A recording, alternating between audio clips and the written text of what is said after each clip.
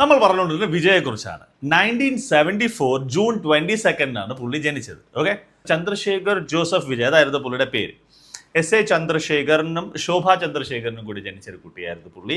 ഇദ്ദേഹം ഒരു ഡയറക്ടറായിരുന്നു. ഇദ്ദേഹത്തിന്റെ ഫാദർ, അതായത് ചന്ദ്രശേഖർ എന്ന് പറഞ്ഞ അദ്ദേഹം ഒരു ഡയറക്ടറായിരുന്നു, പ്ലസ് പ്രൊഡ്യൂസർ ആയിരുന്നു. പുള്ളിയുടെ മമ്മി ഒരു സിംഗർ ആയിരുന്നു. അങ്ങനെ ഒരു ഫിലിം ഫ്രറ്റേണിറ്റിയുടെ ഒരു സപ്പോർട്ടോടു കൂടെ വന്ന ഒരാളാണെങ്കിൽ പോലും പുള്ളി ഒരു നോ ഹീറോ മെറ്റീരിയലാണ്. പുള്ളിയെ കാണാൻ കൊള്ളില്ല, എന്തിനു കൊള്ളാം, ഇവന് ഡാൻസ് കളിക്കാൻ കൊള്ളത്തില്ല, അല്ലെങ്കിൽ ഫൈറ്റ് അത് ഇതെന്നിട്ട് കാണാൻ കൊള്ളത്തില്ല. പുള്ളി അങ്ങ് പിന്തള്ളി പുള്ളീനെ ഒരു കോർണർ ചെയ്തിട്ടിരിക്കുകയായിരുന്നു കുറേ കാലത്തേക്ക്. പുള്ളി എന്നാലും അതൊക്കെ തരണം ചെയ്ത ഒന്നൊരു പ്രശ്നമല്ല. പുള്ളി ഫൈറ്റ് ചെയ്ത് പല സിനിമകളിൽ, പല ബോറ് സിനിമകളിലും ഒക്കെ വർക്ക് ചെയ്ത് പുള്ളി ഫൈറ്റ് ചെയ്തൊക്കെ കാര്യങ്ങൾ ചെയ്തു.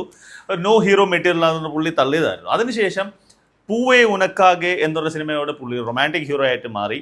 പിന്നെ കാതലിക്ക് മര്യാദ, പിന്നെ തുള്ളാത്ത മനവും തുള്ളും. ഈ തുള്ളാത്ത മനവും തുള്ളും ഒക്കെ വന്നതിന് ശേഷം പുള്ളി അങ്ങ് വേറെ ലെവലിൽ സകല വീട്ടിലും സകല കടകളിലും എല്ലായിടത്തും പുള്ളിക്ക് ഫാൻസായി. പിന്നെ പുള്ളി വേറൊരു ലെവലായി പോയിക്കൊണ്ടിരുന്നു.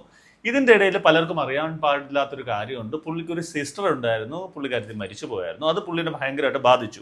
എന്നാൽ പോലും പുള്ളി കാര്യങ്ങളൊന്നും അങ്ങനെ പൊട്ടിക്കാതെ പുള്ളി ഭയങ്കര സ്ട്രോങ് ആയിട്ട് നിന്നുകൊണ്ട് തന്നെ പുള്ളി ഫൈറ്റ് ചെയ്ത് അതായത് 90s മുതൽ അല്ലെങ്കിൽ 85 ശേഷം മുതൽ അല്ലെങ്കിൽ ഏർലി 90s മുതൽ 2000 വരെ പുള്ളി കുറേ ഫൈറ്റ് ചെയ്തു.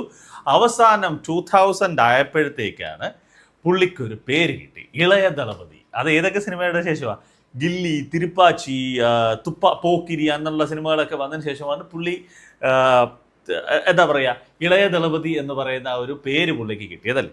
ഈ ഇളയ ദളപതി വന്നതിന് ശേഷം സംഭവം കയ്യിൽ നിന്ന് പോയത് വേണം പറയാനല്ലേ.